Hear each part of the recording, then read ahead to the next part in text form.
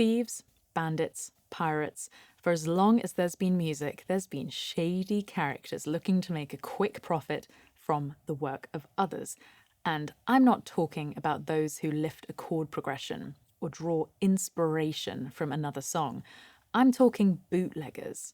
Music piracy goes back way further than file sharing, although make sure you stick around to the end of the video because the story of just how music was smuggled onto the internet is one of the most daring heists in history. 2 words, belt buckle. You'll find out later. The very first pirates, we don't know for sure, but they're most likely the ancient scribes, monks, and priests tasked with copying sacred music by hand. This was painstaking work that often resulted in mistakes, but it's inevitable that the occasional extra copy was made for a little additional income. This was in an era long before the concept of copyright. Aside from royal patronage, writing and composing work was often not rewarded financially, music being its own reward. No change there. From the 15th century onwards, composers could make a small living from selling musical scores, both handwritten and printed. As printing techniques improved, music no longer had to be copied by hand, which led to wider distribution and a flourishing musical scene, although the composers were often the last to be paid, if they were paid at all. A piano in the home was often the only way to hear a piece of music, and pirates would brazenly sell copied versions of scores. This was big business. In 19th century Britain, 60,000 sheets of pirated music were seized by the Music Copyright Association. The black market forced music publishers to drop their prices by 75%. More on that later. Some took control of their music. Jorg Philipp Telemann, the original DIY musician, self-published his own scores and even launched a subscription service for his fans. Others, like Mozart, criticised the widespread unauthorised copying of his work, saying it badly affected his income. But Mozart wasn't exactly squeaky clean when it came to file sharing. Quick heads up, I've just released my exclusive documentary, The Dire Straits Story on Nebula. If you enjoy this kind of music history content, you'll find even more of it over there. There's a link in the description for 40% off an annual subscription. Check it out. So Mozart, the original file sharer? Miserere mei Deus is a setting of Psalm 51 by the Italian composer Gregorio Allegri. Composed sometime during the 1630s, it was primarily performed in the Vatican Sistine Chapel during Holy Week and was the highlight of the event for over 140 years. It's an utterly gorgeous choral piece for 2 choirs, 5 and 4 voices, and to preserve its heavenly mystery, its a cappella score was kept a closely guarded secret. Given its complexity, that shouldn't have been a problem anyway, but the church made sure they threatened anyone who dared try with excommunication. Enter Wolfgang Amadeus Mozart. The then 14-year-old prodigy heard the piece performed in the Sistine Chapel, went home and almost perfectly transcribed the notation from memory, visiting again a few days afterwards to make any necessary corrections. This is an astonishing feat, as the notation looks like this. He took the score with him to London in 1770, and it was published the year after, although it's disputed whether it was his copy, as 2 simplified versions of the score existed, with one owned by the King of Portugal. He was not excommunicated and instead was knighted, receiving the Order of the Golden Spur. So, just like many music pirates, he got away with it. The business of sheet music. Johannes Gutenberg's revolutionary printing press made mass production of information possible for the first time, but it's Ottaviano Petrucci who is known as the father of music printing. He was not the first to print music, but he was the first to print polyphonic music. His triple impression printing technique involved printing the staff lines, the notes, and text separately, leading to far clearer transcriptions. His work led to the modern sheet music publishing we know today. Publishers like Artaria in Vienna and Breitkopf und Hürtel in Leipzig printed and distributed many of the most important composers of their era, and in turn, composers saw publication as an integral part of their income.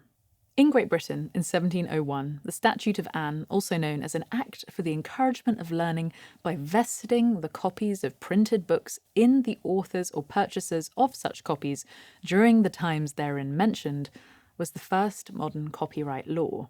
It recognised the author of the work rather than the publisher or printer as the owner of the copyright, giving them exclusive rights for a set number of years, after which works would enter the public domain. At the time, this only applied to books and printed works. Musical composition was first protected with the Copyright Act of 1790 in the USA. The introductions of these laws show attempts to push back against widespread counterfeiting and illegal copyright infringement. In the 19th century, publishers like Schirmer, Ricordi, and Oliver Ditson and Co. in Boston took legal action against counterfeiters selling unauthorized copies of popular sheet music. But little did they know just how complicated piracy was about to become as recorded music entered the market. The 1908 Whitesmith Music Publishing Company versus Apollo Company was a landmark Supreme Court case that ruled that manufacturers of piano rolls, the paper devices that allowed a player piano to perform on its own, did not need to pay the original composers a royalty because they did not copy the musical notation in a way that the average person on the street would be able to understand. This ruling completely failed to address both phonograph records and computer code and had to be rectified in future copyright laws. But we're in a new era now. The music industry is born, and it's records rather than sheet music where the real money lies. Okay, so bootleg vinyl.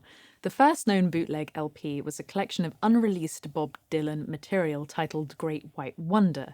Dylan was in his Nashville skyline era, and his fans were hungry for more of his earlier stuff. Similar bootlegs of Beatles and Rolling Stones material followed. While most people had no idea how you actually made a vinyl record, that didn't stop a few opportunists learning the ropes and creating a booming black market. In February 1970, Rolling Stone covered several of these bootlegs, further increasing the demand and starting off the era of featuring previously unreleased material flooding the market. If fans wanted every single take of a recording, then they must have it. Artists figured that if they couldn't stop the pirate records, they might as well get in on the action. The Rolling Stones released their live album Get Your Yayas Out, which went platinum and was acclaimed as one of the best live recordings ever. The Who released Live at Leeds, which was packaged to look like a bootleg and also received critical acclaim. And poor Bob Dylan released Self-Portrait, a double album of covers, instrumentals, and unreleased compositions.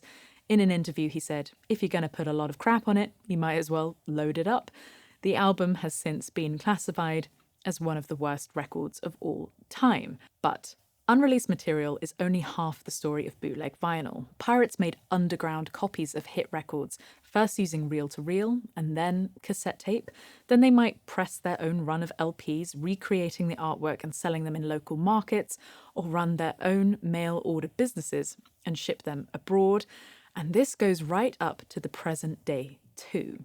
As the vinyl revival has led to a small but dedicated market paying premium prices for classic albums and rarities, sophisticated bootlegging operations have sprung up all over Europe and the USA. In 2024, Operation Typhoon, a British police investigation, raided an industrial unit and seized over 5,000 bootleg records with a street value of over £1 million, plus 4 pressing machines. The birth of file sharing. Now, I've talked about cassette bootlegs and home taping in my video, Cassettes, the Future of Music, so check that out after the end of this video. The music industry thought cassettes were going to be the death of the recording industry, and gosh, were they wrong about that. But here's a question for you. Have you ever stopped to think just how pirated music actually ended up on the internet? Yeah, someone uploaded it. That is technically correct. But how did they do that? Where did the files come from? in the first place. Music didn't become available on the internet all by itself. It's an intriguing tale of good old-fashioned theft, not achieved by hacking into computers, but by taking something, hiding it, and walking out the door. A classic inside job. And a good portion of everything that ended up online was stolen by just one man. It's 1994. This is Kings Mountain, just outside of Charlotte, North Carolina.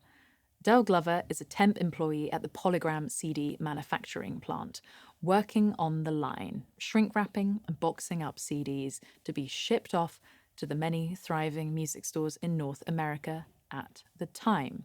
CDs were huge business for the music industry. They were incredibly cheap to manufacture and could command a high retail price, meaning lucrative sales as customers bought both new albums and replaced their old LPs with the CD version. New albums traditionally came out on Tuesdays, but the shops needed time to unpack and register the stock, so they'd be shipped out a week or so before, and production in the days and weeks before that. The plant could produce 250,000 discs every day. Business was very good and the profits were rolling in. At a colleague's house party one evening, Del heard unreleased songs from artists he loved on the host's radio. He realized that his colleague was openly playing brand new albums he'd somehow taken from the factory, and even doing so in front of their manager. The factory had a leaking problem, but it was localized. Bootleg CDs might be sold out of someone's car trunk, but they weren't going much further afield. Del had a passion for computers and had been an early adopter of the internet chat room, first AOL and then Internet Relay Chat. Chat rooms hosted on private servers where users were anonymous and could discuss any number of topics or share cracked software, saucy pictures, and other bits and pieces. There was no money exchanged, but there was a kind of social credit rewarded for your uploading something new, particularly something that hadn't been released yet. He'd thought about how he might make some money on the side from burning CDs from the plant or his own collection, but the process of burning a single disc took over an hour, so it was time-consuming and not worth the risk. But by 1996, a new format was in circulation among early adopters, the MP3, pioneered by a team of German engineers led by Karl-Heinz Brandenburg, made audio files a fraction of the size of what they'd previously been. Curious, Glover downloaded an MP3 player software and made himself a small library of tracks from whatever CDs he had lying around, including a copy of Tupac's All Eyes on Me. Comparing the CD audio with the MP3, he realized he couldn't tell the difference and wondered if CDs might soon be entirely irrelevant. But by this time, he'd joined an incredibly exclusive group called Rabid Neurosis, who were obsessed with leaking music, not for money, but for the thrill of doing it before anyone else. As an industry insider, Glover was brought in and given responsibility for uploading new releases from the plant. In exchange, he'd have access to the very best files, games, records, anything he wanted, and never have to pay for entertainment again. And as his own tech setup improved, he ran a nice little side hustle selling bootleg CDs and movies that he burned at home. At the end of 1998, Polygram was sold to Universal Music Group, and with that came expansion, doubling the plant's capacity and bringing them some of the industry's biggest hitters like Eminem, Jay-Z, and Mariah Carey. The plant also stepped up its security, requiring staff to sign in and out with keycards, with 1 in 5 undergoing an exit search with a wand-like scanner that could detect small amounts of aluminium, CDs not setting off the larger walkthrough models. So how were the CDs snuck out? Copies were tracked, employees were monitored and searched, but there was a weak spot. As each shift ended, any overstock, perfectly good discs, were taken to a plastics shredder where they were destroyed. But an employee could sneak a disc into one of their disposable plastic gloves and hide it somewhere on their person. And what's a round metal object a southern gentleman might wear? Yes, a belt buckle. The employee could hide their CD behind their belt, and the security guard would be none the wiser. Jailbreak. Honestly, this is just a fraction of the amazing story of the dawn of file sharing. There's an incredible book and now documentary, How Music Got Free by Stephen Witt, that I just can't recommend enough if you'd like to learn more. As always, please subscribe to the channel, drop a comment below. Thank you so much for watching, and I'll be seeing you here again very, very soon.